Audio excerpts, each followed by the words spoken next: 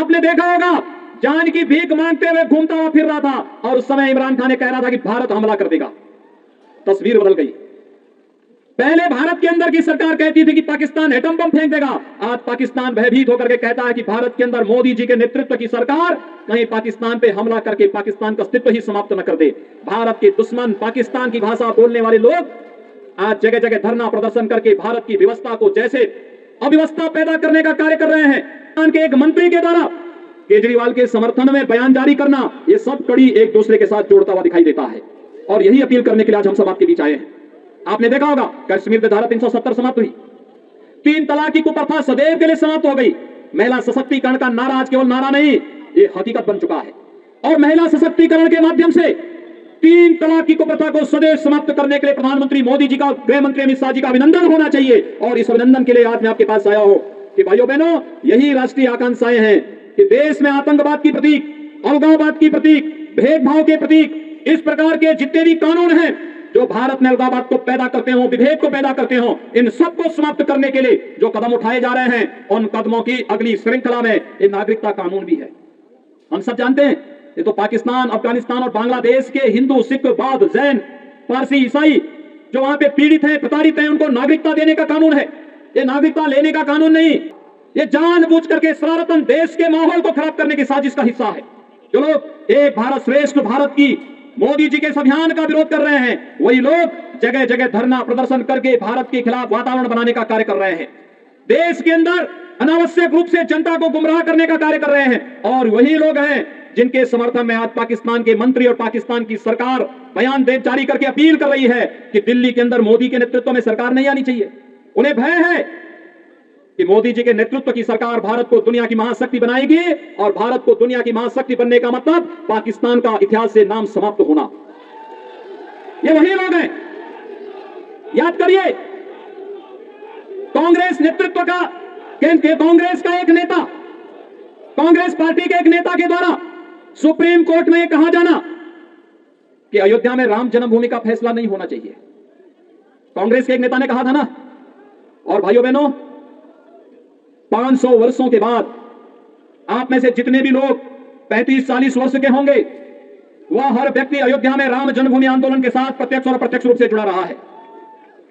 जिनकी उम्र कम है, उनके परिवार का कोई ना कोई सदस्य किसी न किसी रूप में इस अभियान के साथ जुड़ा रहा है। कांग्रेस जिस मामले को लटकाती थी, क्योंकि कांग्रेस से पहले अंग्रेजों का शासन था, अंग्रेज भी लटकाते थे। उससे पहले मुगलों का शासन था, मुगल कब चाहता कि भारत के अंदर भारत के गौरव की पुनर्स्थापना हो। लेकिन मोदी जी आए और मोदी जी के आने के दूसरे कार्यकाल में अयोध्या में 500 वर्षों से लटके हुए श्री राम जन्मभूमि से संबंधित मामले का समाधान होता है। आप सबको मैं बधाई देता हूं, अयोध्या में भगवान राम का भव्य मंदिर के निर्माण का मार्ग प्रशस्त हुआ है। जरा याद करिए, अगर मोदी जी केंद्र में नहीं होते, उत्तर प्रदेश में मोदी जी के आह्वान पर भारतीय जनता पार्टी की सरकार नहीं बनती, तो ये जो धमकी देते थे कि 370 समाप्त करोगे, खून की नदियां बहेंगी, हम कहते थे यार कुछ नहीं होने वाला। लोग कहते थे राम मंदिर के मुद्दे पर अगर फैसला हुआ, खून की नदियां बहेंगी। मैं कहता था देखो भाई, कुछ एक मच्छर भी नहीं मरने वाला है, कुछ नहीं होगा। न्यायालय मेरिट के आधार पर फैसला करे, फैसले को लागू हम करेंगे और किसी के माई के लाल पे हिम्मत है उत्तर प्रदेश में उपद्रव करके दिखा दे।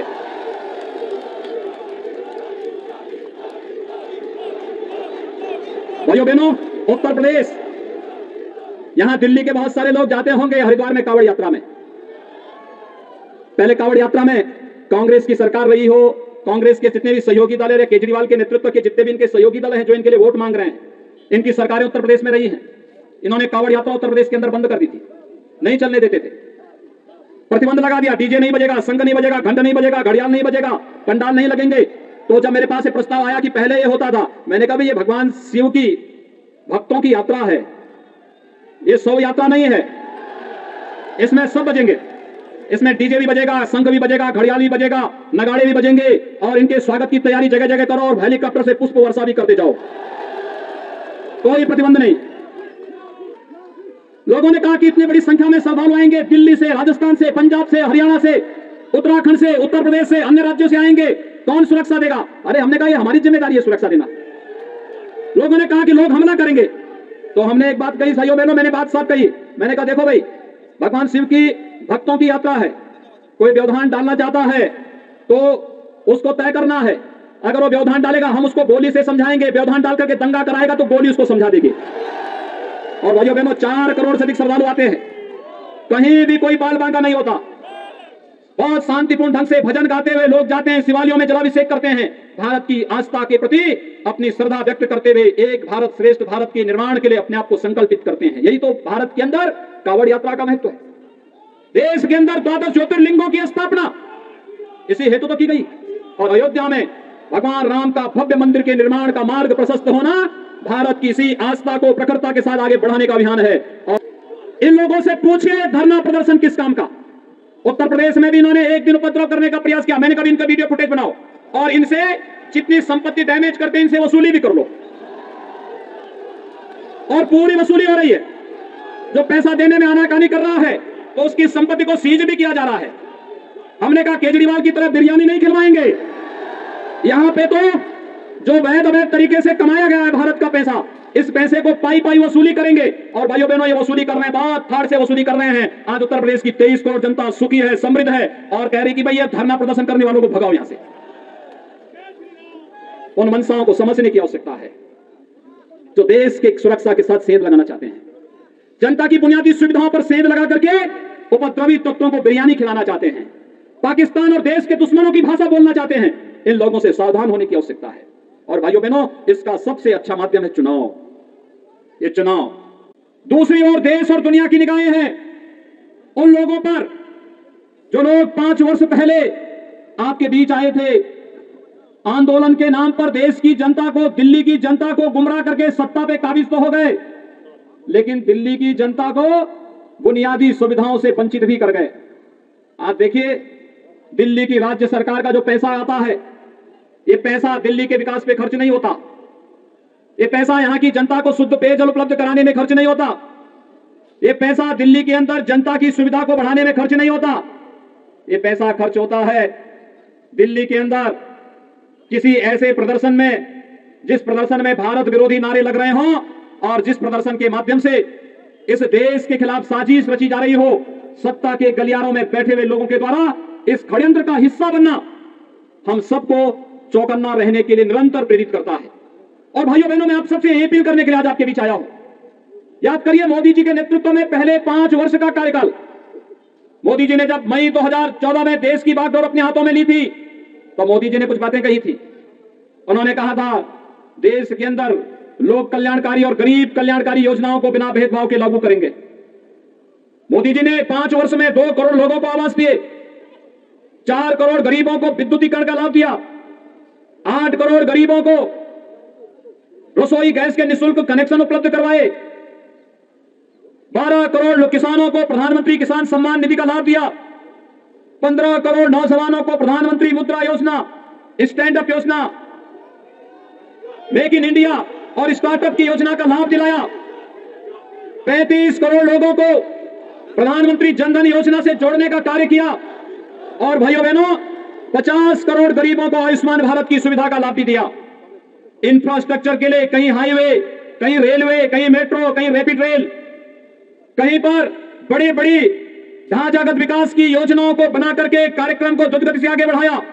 जहां भारतीय जनता पार्टी की सरकारें थी राज्य ने उसका लाभ लिया, लेकिन जहां भारतीय जनता पार्टी की सरकारें नहीं थी, जहां पर केजरीवाल जैसे कोई नमूने बैठे हुए थे, उन्होंने वहां पर विकास नहीं करने दिया। दिल्ली से मेरठ के लिए रैपिड रेल की व्यवस्था होनी है, उत्तर प्रदेश सरकार सहमति दे दी, अपना पैसा जमा कर दी, दिल्ली की सरकार ने कह दिया कि हमारे पास पैसा नहीं।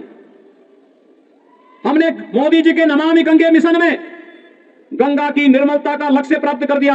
आज आप जाइए यमुना जी में, यमुना जी गंदी की गंदी रह गई। ठीक कहे थे हंसराज भारद्वाज कि केजरीवाल की खांसी और दिल्ली की जो यहां की समस्या है ये यमुना जी के कारण है, जिसका पहला दोषी कोई है, दिल्ली की केजरीवाल सरकार है जिसने यमुना जी को मैली करके छोड़ दिया है और ये गंदा पानी दिल्ली की जनता को पिलाए जा रहे हैं। लेकिन भाइयों बहनों उत्तर प्रदेश की सरकार ने गंगा की निर्मलता के लक्ष्य को प्राप्त करके आज आप जाइए गंगा जी में, कहीं भी आप जाकर के गंगा में स्नान भी कर सकते हैं और गंगा जल से आचमन भी कर सकते हैं। ये नमामि गंगे परियोजना का परिणाम है, प्रधानमंत्री मोदी जी की योजनाओं का परिणाम है। ये योजनाएं हम लोगों ने इसलिए लागू की क्योंकि हम जानते थे ये जल जीवन का प्रतीक है, इसके बगैर जीवन की कल्पना भी नहीं की जा सकती है। हमने उत्तर प्रदेश में लागू किया, लेकिन केजरीवाल सरकार ने दिल्ली के अंदर लागू नहीं होने दिया। स्वाभाविक रूप से इसका दुष्परिणाम जनता को भुगतना पड़ा है। विकास की योजनाएं ठप, कोई भी कार्य नहीं हो पा रहा है।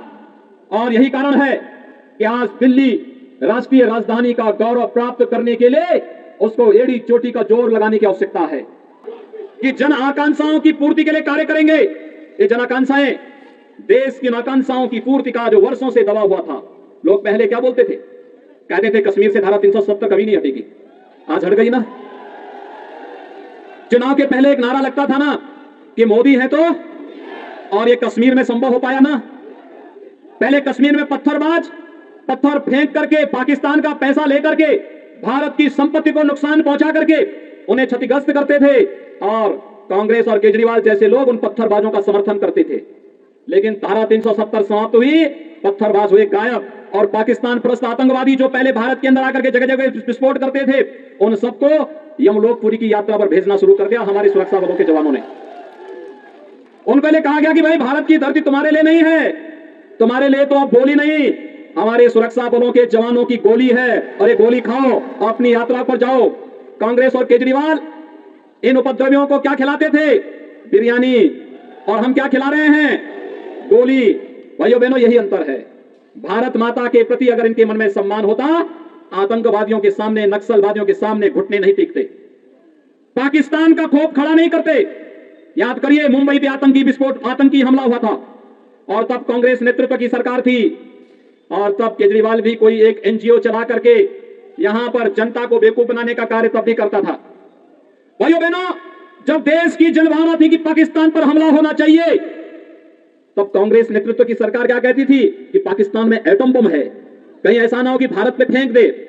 लेकिन इस बार आपने देखा होगा, फरवरी माह में जब पुलवामा में हमला होता है, तो मोदी जी ने अगले दिन ही कहा, उन्होंने कहा था, भाइयों बहनों, यही फरवरी का महीना था, और तब 1 वर्ष पहले प्रधानमंत्री मोदी जी ने कहा था कि यह देश की सेना तय करेगी, मूर्ति भी तय करेगी, स्थान भी तय करेगी, और पाकिस्तान ने जो किया है उसको उसकी सजा अवश्य दी जाएगी, और पाकिस्तान के अंदर एयर स्ट्राइक होता है। इमरान खान दुनिया के अंदर आपने देखा होगा, जान की भीख मांगते हुए घूमता हुआ फिर रहा था, और उस समय इमरान खान ने कह रहा था कि भारत हमला कर देगा। तस्वीर बदल गई। पहले भारत के अंदर की सरकार कहती थी कि पाकिस्तान एटम बम फेंक देगा, आज पाकिस्तान भयभीत होकर के कहता है कि भारत के अंदर मोदी जी के नेतृत्व की सरकार कहीं पाकिस्तान पे हमला करके पाकिस्तान का अस्तित्व ही समाप्त न कर दे।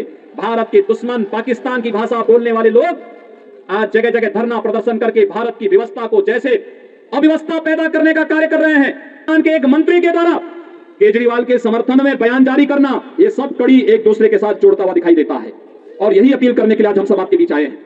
आपने देखा होगा, कश्मीर में धारा 370 समाप्त हुई, 3 तलाक की कुप्रथा सदैव के लिए समाप्त हो गई। महिला सशक्तिकरण का नारा आज केवल नारा नहीं, ये हकीकत बन चुका है, और महिला सशक्तिकरण के माध्यम से 3 तलाक की कुप्रथा को सदैव समाप्त करने के लिए प्रधानमंत्री मोदी जी का, गृह मंत्री अमित शाह जी का अभिनंदन होना चाहिए। और इस अभिनंदन के लिए आज मैं आपके पास आया हूं कि भाइयों बहनों, यही राष्ट्रीय आकांक्षाएं हैं कि देश में आतंकवाद की प्रतीक, अलगाववाद की प्रतीक, भेदभाव के प्रतीक, इस प्रकार के जितने भी कानून हैं जो भारत में अलगाववाद को पैदा करते हो, विभेद को पैदा करते हो, इन सबको समाप्त करने के लिए जो कदम उठाए जा रहे हैं, उन कदमों की अगली श्रृंखला में ये नागरिकता कानून भी है। हम सब जानते हैं, ये तो पाकिस्तान, अफगानिस्तान और बांग्लादेश के हिंदू, सिख, बौद्ध, जैन, पारसी, ईसाई जो वहां पे पीड़ित हैं, प्रताड़ित हैं, उनको नागरिकता देने का कानून है। ये नागरिकता लेने का कानून नहीं, ये जानबूझ करके शरारतन देश के माहौल को खराब करने की साजिश का हिस्सा है। जो लोग एक भारत श्रेष्ठ भारत की मोदी जी के इस अभियान का विरोध कर रहे हैं, वही लोग जगह जगह धरना प्रदर्शन करके भारत के खिलाफ वातावरण बनाने का कार्य कर रहे हैं, देश के अंदर अनावश्यक रूप से जनता को गुमराह करने का कार्य कर रहे हैं। और वही लोग हैं जिनके समर्थन में आज पाकिस्तान के मंत्री और पाकिस्तान की सरकार बयान जारी करके अपील कर रही है कि दिल्ली के अंदर मोदी के नेतृत्व में सरकार नहीं आनी चाहिए। उन्हें भय है कि मोदी जी के नेतृत्व की सरकार भारत को दुनिया की महाशक्ति बनाएगी, और भारत को दुनिया की महाशक्ति बनने का मतलब पाकिस्तान का इतिहास से नाम समाप्त होना। ये वही लोग हैं, याद करिए, कांग्रेस नेतृत्व का, कांग्रेस का एक नेता, कांग्रेस पार्टी के एक नेता के द्वारा सुप्रीम कोर्ट में कहा जाना कि अयोध्या में राम जन्मभूमि का फैसला नहीं होना चाहिए, कांग्रेस के एक नेता ने कहा था ना। और भाइयों बहनों, 500 वर्षों के बाद आप में से जितने भी लोग 35-40 वर्ष के होंगे, वह हर व्यक्ति अयोध्या में राम जन्मभूमि आंदोलन के साथ प्रत्यक्ष और अप्रत्यक्ष रूप से जुड़ा रहा है। जिनकी उम्र कम है उनके परिवार का कोई ना कोई सदस्य किसी न किसी रूप में इस अभियान के साथ जुड़ा रहा है। कांग्रेस जिस मामले को लटकाती थी, क्योंकि कांग्रेस से पहले अंग्रेजों का शासन था, अंग्रेज भी लटकाते थे। उससे पहले मुगलों का